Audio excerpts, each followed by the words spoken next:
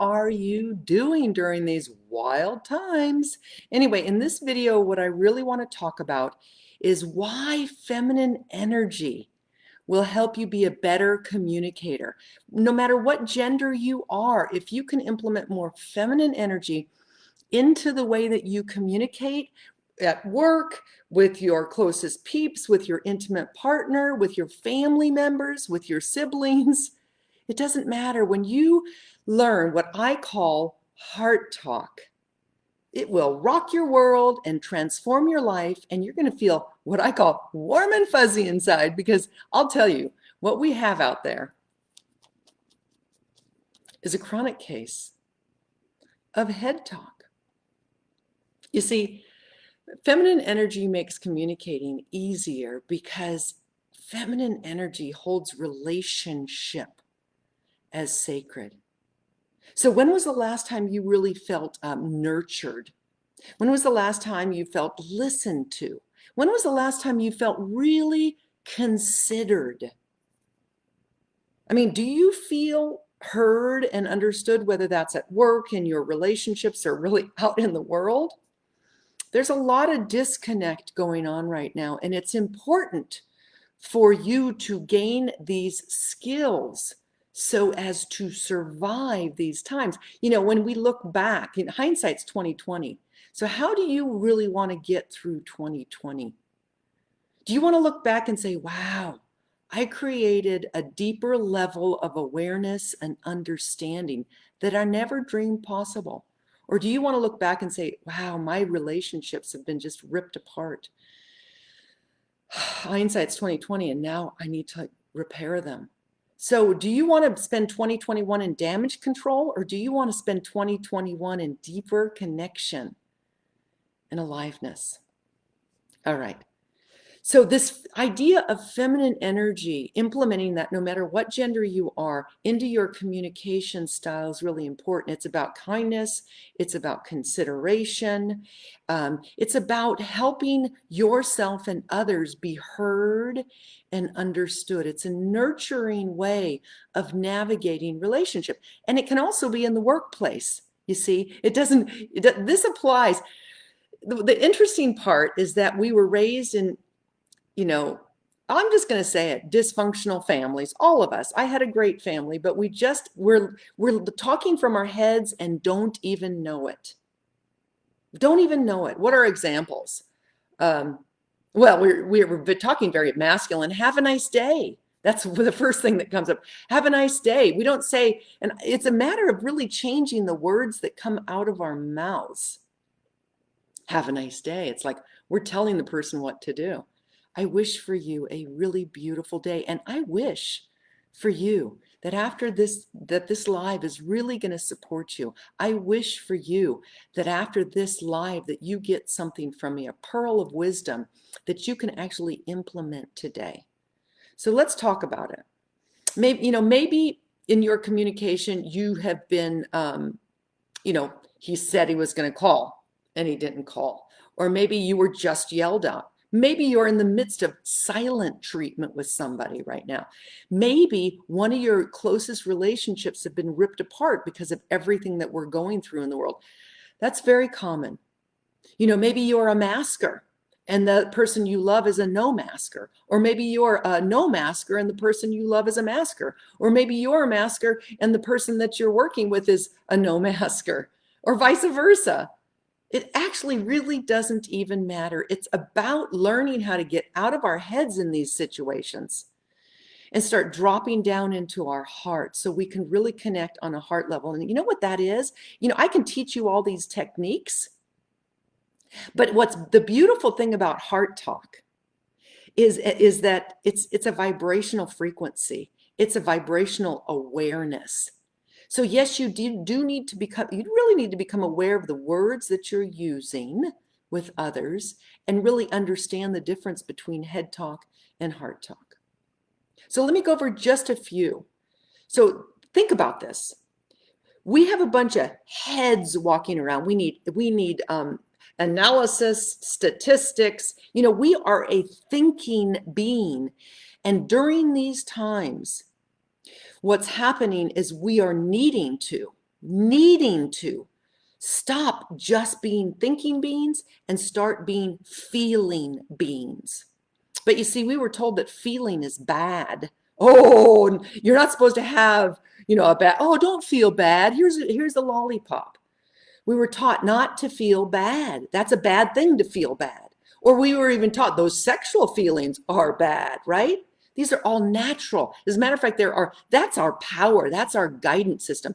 Our emotions, when we sense something is wrong, that's our guidance system telling us, whoa, wait. Let me listen in. Let me see what's going on. Our sexual energy, that's our vitality. That's our power. That's our creative life force energy. Oh, dampen that down. Put that in the dark. Put that, in a little cubby hole over here where I can express it behind closed doors at some dark disco or shady place or something like that. Your sexuality is to be celebrated, and it's to be mixed with heart energy, and magic will happen. But that's another subject for another day. Let's get back to head talk versus heart talk. So we're a bunch of heads walking around. We need things to be proven. We need, excuse me. I'm trying to think of a really good example of head talk. He's always doing that. Always and never is another example of head talk. Always, never, everything. Everything's so messed up right now. Is everything so messed up right now? I mean, don't you have something that's really positive in your life? I want you to look and see those places that are positive. Opinions are a big thing. I want you to start noticing how people and you speak in opinions. We don't speak from our hearts. We speak like in opinions. I don't think that's right, what that person is doing. And I'm so bad at I'm going to have to come up with real life examples. If you have an example, please let me know. Make a comment. I want to get juicy, real life examples of what you're really struggling with so that I can address those specifically. But let me just, what I want to do, and there's so many differences between head talk and heart talk. Okay, so heart talk is a more feminine way of speaking. It's a softer way of speaking. It's a language of pleasure, because you start sensing into your body. And believe it or not, head talk is the language of pain. You are such a jerk. I can't believe you did that. Instead of being a little bit softer and vulnerable and like, wow, what I'm experiencing is a lot of pain in my heart when I see this, or when that happens, when what you just said, ooh, that really affected me. That's true, and that's more vulnerable, and that's more feminine. No, I can't believe you did that. Why did you do that? You always do that. Is everything you do have to be so unconscious? Why do you keep on putting socks in the middle of the floor? That's all head talk. Heart talk is, I'm just curious, is cleanliness important to you? I would love to live in a more orderly house. That would be important to me. Would that be important to you? Be curious. Curiosity is a beautiful thing for feminine energy. It opens up the energy. Okay, so number one is head talk is the language of pain. Heart talk is the language of pleasure. Heart talk is the language of equal mattering. This is a big subject, but basically, and I had a beautiful opportunity to really experience this, is that everybody matters. Everybody is important. It's not, I'm right and you're wrong. I just need to convince you of how you are wrong. See, head talk is right and wrong languaging. I have to convince you that you're wrong. That's all I have to do. Or I feel bad. I feel shamed. I feel wrong. That person's right. Oh my God, yes, yeah. And so you get disempowered. So either, that's head talk. One person is right, the other person is wrong. Where is this happening in our world? On media, in our relationships, in our closest relationships, at work. Everyone's trying to prove their point, right or wrong. If you're in a battle of right or wrong, or us and them, or blame, you're in your head. You're in your head and you're not in your heart. So heart talk is equal mattering. I matter. You matter. You have something. You have a vantage point of seeing something that I can't see. So you are important to me. You're going to actually make me wiser. You are going to help me become more aware. You are valuable to me.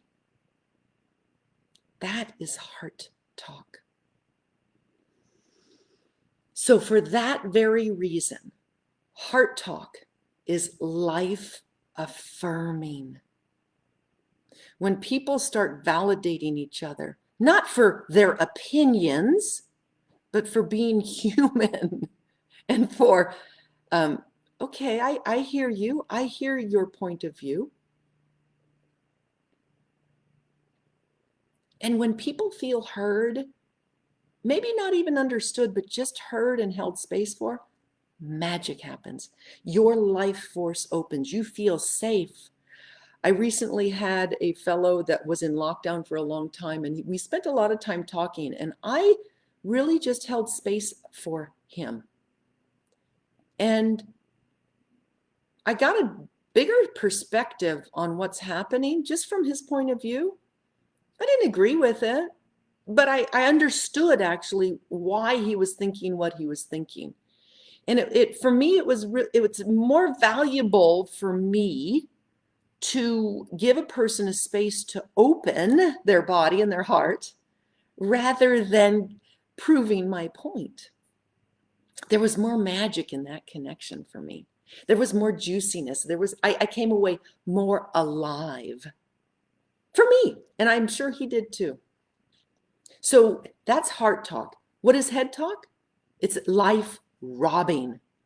So if there's any dissension between you and another person, if there's any disconnect between you and another person, if there is any misunderstandings between you and another person, it doesn't feel good, especially if you love them or if you have to work with them day in and day out. This is very real. Head talk is robbing you of your life force energy. And then the last one I want to say about the difference between head talk and heart talk. Heart talk is therefore, because of everything that I'm talking about, is a language of connection. Amazing connection. Head talk is a language of separation. Which one do you want? You just have to learn a few skills and get a few bits of understanding. Start becoming aware. Noticing is the most powerful thing you can do. So let me leave that with you today. I want you to begin to notice the words that come out of your mouth. Are they life affirming? Do they create connection? Do they have blame and separation? Become aware of that today. Now, I have a bunch of links and resources that you can go to in this video. So please check those out, because that's what we need most right now, is stop being these thinking beings. It's getting us in a lot of trouble and a lot of pain, and start being feeling beings. And yes, when you start feeling and you've never felt before, you can either feel numb or you can feel a tremendous amount of pain. But once you get through that pain, there's a lot of pleasure. There's a lot of juiciness, aliveness. And you'll heal yourself and your relationships. And that is what's needed most right now. All right, check out those links. If you enjoyed my message, please share this video with someone you love. And have a beautiful day. Namaste.